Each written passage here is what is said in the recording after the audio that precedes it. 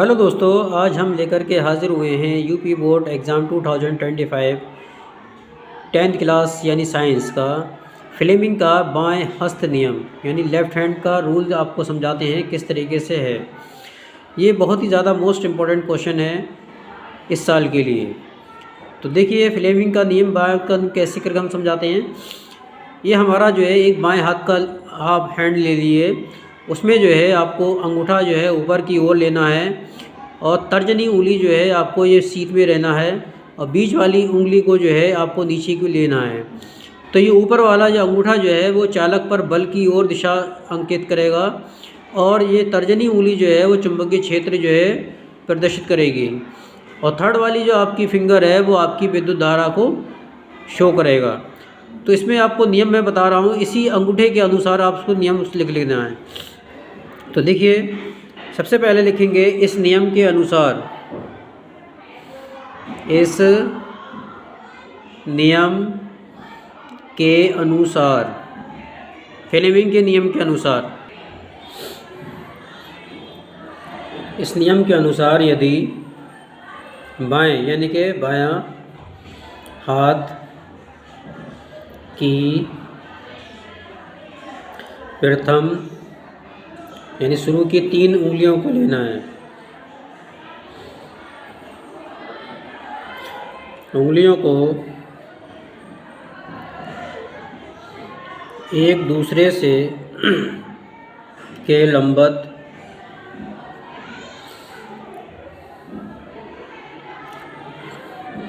इस प्रकार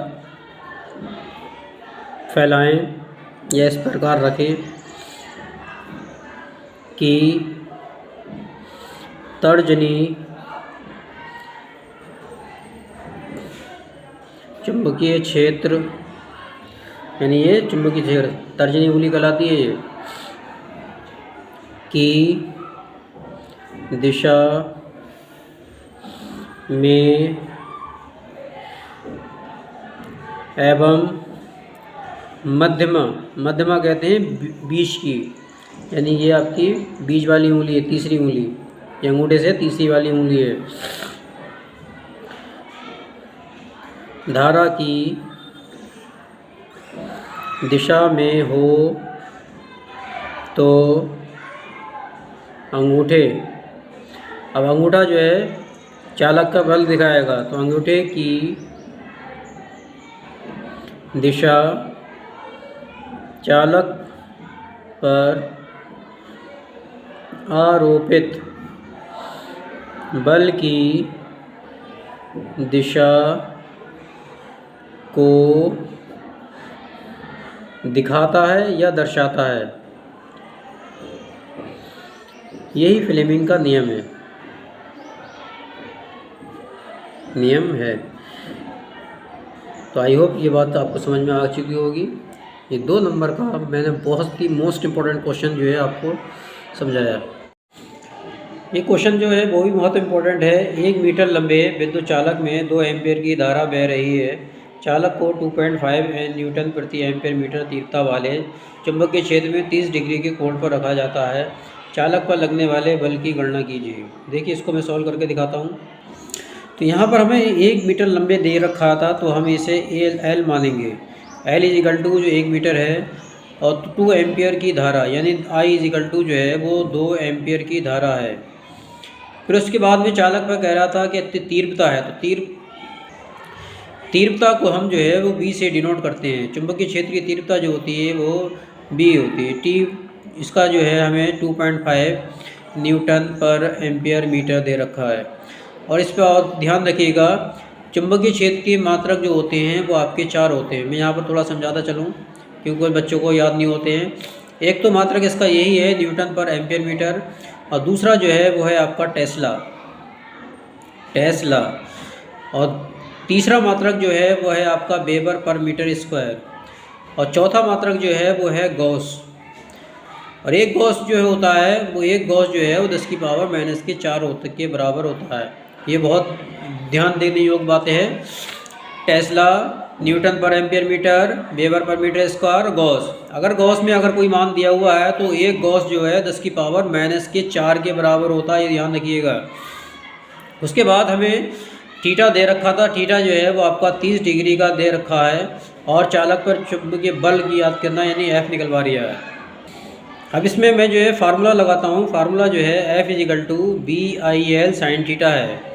एक फार्मूला और है F equal to q B B sine theta, क्योंकि वो नहीं लगेगा क्योंकि यहाँ पर एल और आई दिया हुआ है, उसमें जो है q B B sine theta होता है। तो मुझे ये फार्मूला लगाना है।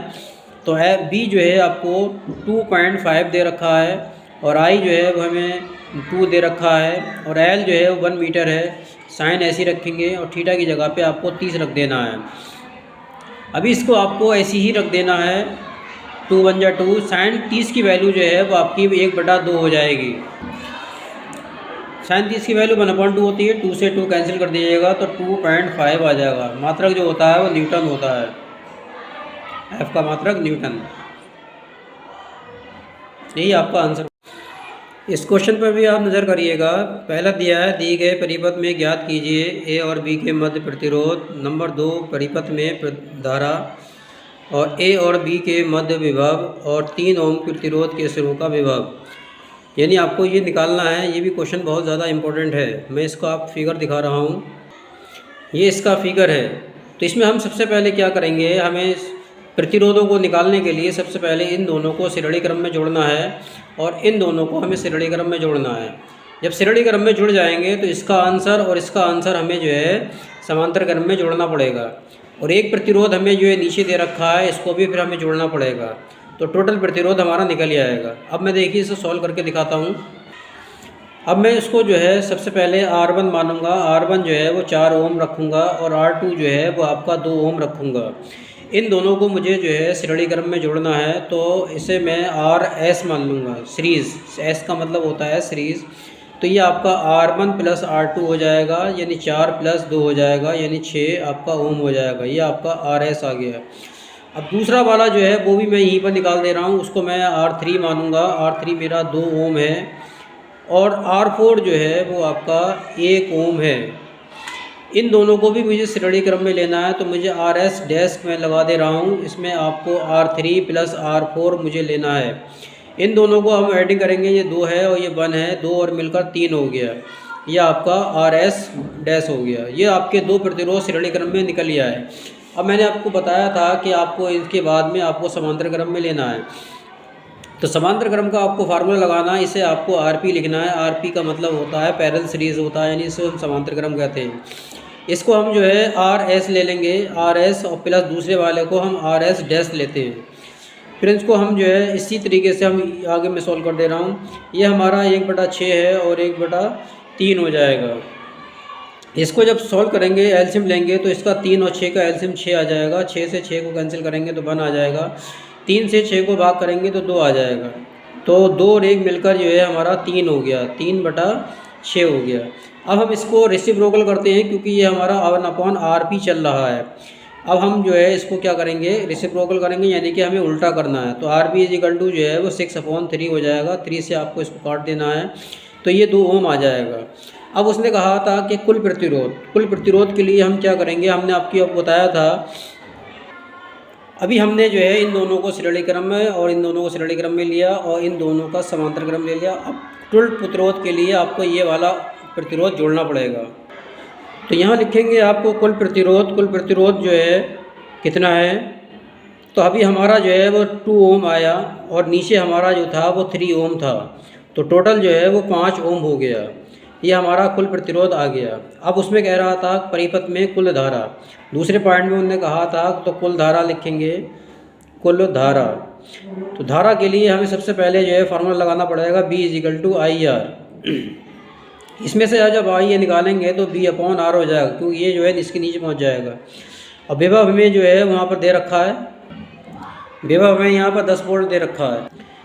तो यहाँ पर हम 10 वोल्ट रख लेंगे और R हमारा जो आया वो 5 आया। 5 से 10 को डिवाइड कर देंगे तो 2 आ जाएगा, यानी कि 2 एम्पेयर ये हो जाएगा। अब बात करते हैं तीसरे वाले पॉइंट की। तीसरे वाले पॉइंट में जो कह रहा था कि A और B के बीच की विभव क्या है, तो सबसे पहले हम फिर फार्मूला लगाएंगे, B = IR। I जो है हमारा 2 आया और R जो है A और B के बीच देखना है। R और B के बीच जो है हमारा प्रतिरोध जो है वो निकल कर आया था ये। ये तो हमने टोटल जोड़ा है, मगर ए और बी के बीच जो प्रतिरोध है वो है 2, तो यहाँ पर हम 2 रख देंगे, तो 2 दूनी जो है वो 4 हो जाएगा, 4 वोल्ट हो जाएगा। यानी कि ये हमारा तीसरा वाला पॉइंट भी फाइंड हो गया। चौथे वाले पॉइंट में अब बात करते हैं, उसने कहा था 3 ओम प्रतिरोध के लिए भी, तो फिर से आपको B=IR वाला फार्मूला लगा देना है। आई का मान 2 रखेंगे और आर का मान उसने कहा था कि 3 ओम लेना है, तो 3 दूनी 6 हो जाएगा, यानी कि 6 वोल्ट हो जाएगा इसका आंसर। तो आई होप ये भी आपको क्वेश्चन समझ में आ चुका होगा। नेक्स्ट क्वेश्चन है हमारा, दी गए चित्र में ज्ञात कीजिए नंबर 1 तुल्य प्रतिरोध, नंबर 2 धारा और 3 ओम प्रतिरोध वाले चालक के सिरों का विभवांतर। ये आपका सर्किट दिया हुआ है, तो सबसे पहले हम क्या करेंगे, 2 ओम और 2 ओम को जो है समांतर क्रम में है, तो समांतर क्रम में उसको ले लेंगे। समांतर क्रम का जो आंसर आएगा इसको और इसको, इसका आंसर जो है, तो तुल्य प्रतिरोध की बात करेंगे तो सबसे पहले हम समझ गए, तो हमने सबसे पहले जो है इसको समांतर क्रम में लिया और जो इसका आंसर आया और ये तीनों जो है श्रेणी क्रम में जुड़ जाएंगे, तुल्य प्रतिरोध आ जाएगा। तो हम बात करते हैं इन दोनों की। सबसे पहले हम जो है समांतर क्रम में इनको जोड़ते हैं। तो हमारा जो है वो R1 जो है 2 ओम दे रखा था और R2 जो है वो भी 2 ओम दे रखा है। तो इन दोनों को सबसे पहले हम समांतर क्रम में लेते हैं। तो समांतर क्रम का हमें फार्मूला लगाना है 1/RP = 1/R1 + 1/R2।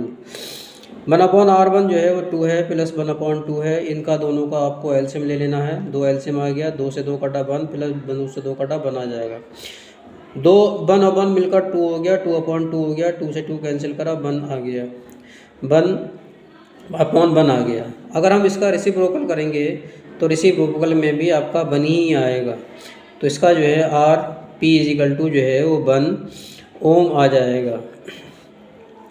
अब बात करते हैं कुल प्रतिरोध की। कुल प्रतिरोध में आपको सबसे पहले लिखना है, ये आप देखिए एक हमारा 1 ओम आ गया, कुल प्रतिरोध ये 1 ओम आ गया और हमारा जो है उधर 1 + 3 है, दिखा देता हूँ मैं। मैंने इसको जोड़ दिया है, अब ये वाला और ये वाला रह गया, इसको मैं जोड़ रहा हूँ। तो 1 है प्लस के बाद में 3 है, इन दोनों को तीनों को जोड़ लीजिएगा, 3 और 2 मिलकर 5 हो गया, यानी कि 5 ओम आ गया। अब हमारा दूसरा पॉइंट जो था वो था धारा निकालना। तो धारा निकालने के लिए हमने अभी आपको बात करी थी B=IR फार्मूला होता है, तो I = B/R हो गया। विभव जो है इसके अंदर 10 दे रखा है, फिर दिखा देता हूँ 10। विभव जो है वो 10 है और R जो है हमारा निकल कर आया 5। जब इसको डिवाइड करेंगे तो ये आपका 2 एम्पेयर हो जाएगा। अब बात करते हैं तीसरे वाले पॉइंट की। तीसरे वाले पॉइंट में उसने कहा था कि 3 ओम प्रतिरोध के लिए विभव ज्ञात कीजिए। फिर से आपको B=IR वाला फार्मूला लगा देना है। I आपका 2 आया और R की जगह पे आपको 3 लेना है, तो 2 3 जा 6 हो गया, यानी B ये हो गया। यही आपका आंसर हो जाएगा। तो आई होप ये भी आपको बात समझ में आ चुकी होगी।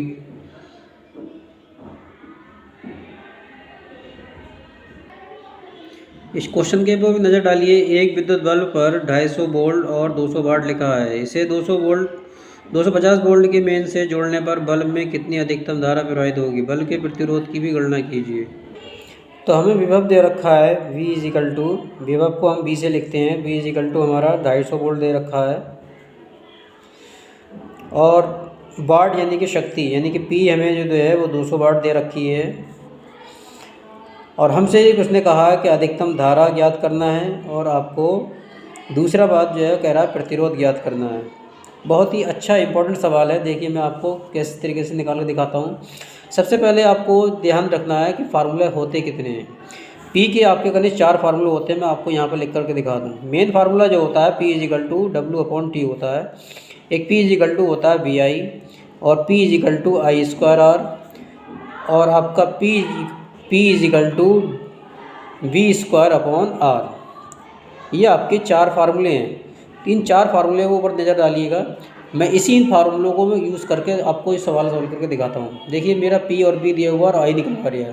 तो देखिए ये वाला सेकंड वाला फार्मूला फिट हो रहा है इसके अंदर। तो मैं लिखूँगा फिर P = BI। इसमें से मुझे I निकालना है, तो P/B हो जाएगा। P जो है आपका 200 दे रखा है और B जो है आपका 250 दे रखा है। 0 से 0 काट दीजिएगा। 5 के पहाड़े में 20 4 बार में आ रहे हैं, 5 के पहाड़े में 5 25 5 बार में आ रहे हैं। तो I = जो है वो 4/5 हो जाएगा। जब इससे डिवाइड करेंगे तो 0 लगा कर पॉइंट लगा देगा, 5 8 जा 40 हो जाएगा। तो ये आपका 0.8 एम्पियर हो जाएगा।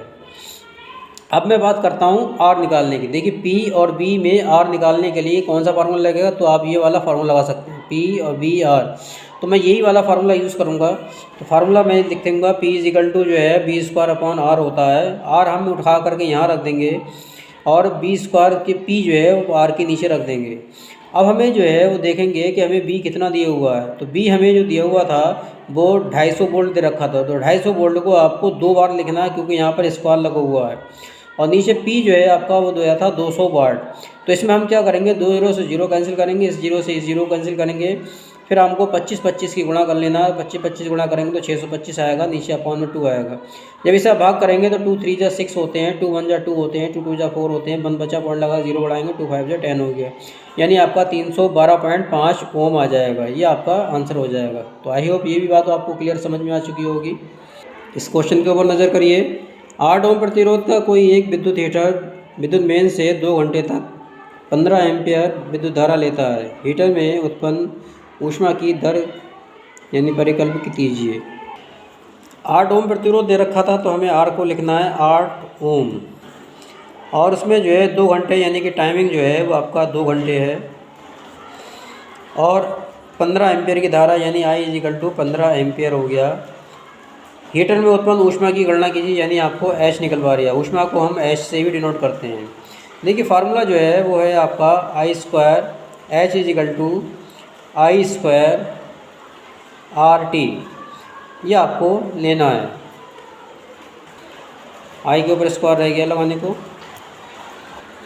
अब उसमें हीटर में ऊष्मा की दर पूछी थी तो लिखेंगे हीटर में उत्पन्न ऊष्मा की दर, ये भी लिखेंगे। तो फार्मूला जो है आपका रहेगा I square R T upon T. तो ऊष्मा की दर कहा तो दर से टी लिख देंगे, टी से डिवाइड कर देंगे। तो टी से टी कैंसिल हो जाएगा, तो हमारा जो है फार्मूला बनेगा आई स्क्वायर आर। इसमें क्या है, इसमें आपको वैल्यू पुट कर देनी है। आई की वैल्यू जो है हमें दे रखी थी 15 दे रखी है, 15 का स्क्वायर कर दीजिएगा। इंटू आर हमें जो है वो 8 दे रखा है तो 8 लिख दीजिएगा। अब 15 का स्क्वायर जो है 225 होता है। 15 की गुणा करके देख लीजिएगा, 225 आते हैं गुणा 8। जब इन दोनों की गुणा करेंगे 5 8 या 40 होते हैं, 4 4 16 16 और 20 हो गया, 2 8 2 या 16 और 2 18 हो गया। यानी कि ये आपका जूल प्रति सेकंड आ गया। यही आपका आंसर हो जाएगा। ये क्वेश्चन भी जो है हमारा एनसीईआरटी का है। 20 ओम प्रतिरोध की कोई एक विद्युत स्त्री 5 एम्पियर विद्युत धारा लेती है तो 30 सेकंड में उत्पन्न ऊष्मा की गणना कीजिए। तो हमें जो है वो आर दे रखा था, यानी प्रतिरोध जो था वो 20 ओम दे रखा है और 5 एम्पियर की धारा है और 30 सेकंड तक कह रहा था। तो 30 सेकंड के लिए आप टी से लिखेंगे। और इसमें कह रहा था कि ऊष्मा ज्ञात कीजिए, यानी आपको एच फाइंड करना है। H is equal to question mark. Formula जो है वो हमारा है, अभी मैंने आपको बताया था आई स्क्वायर आर टी फार्मूला होता है। आई की प्लेस पर आपको 5 रख देना है, स्क्वायर लगा दीजिए। आर की जगह पे 20 रहे तो 20 रख दीजिए, और टी की जगह पे आपका 30 है तो 30 रख दीजिएगा। 5 का स्क्वायर जो है वो आपका 25 हो जाएगा, इंटू 20 इंटू 30 हो गया। अब आपको क्या करना है, गुणा कर लेना। 25 दूनी 50, 50 तियाँ जो है 150 होते हैं, 50 तियाँ 150। अब ये 2 जीरो बचे, वो 2 जीरो यहाँ पर लगा दीजिएगा। ये आपकी ऊष्मा हो गई जूल में, यानी 15,000 जूल हो गया।